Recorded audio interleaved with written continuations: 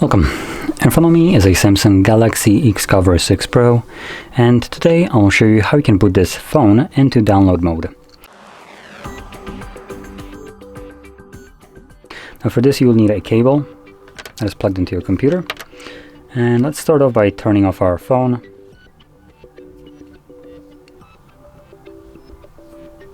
Now once the phone turns off, you want to hold volume up and down at the same time. And while holding both of those keys, simply plug it in. So it'll take us to this kind of like warning page. So in here you want to press volume up, and we are now in the download mode. So there we go, that is how you access the download mode. And to leave it, you would hold power key and volume down, which is stated,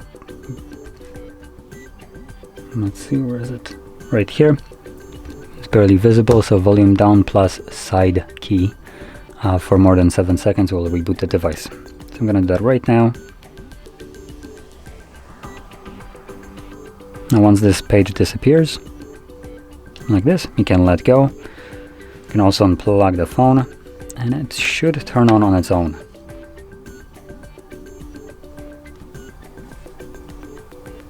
Now if it's not turning on, you could hold power key, but as you just seen, it literally just did it.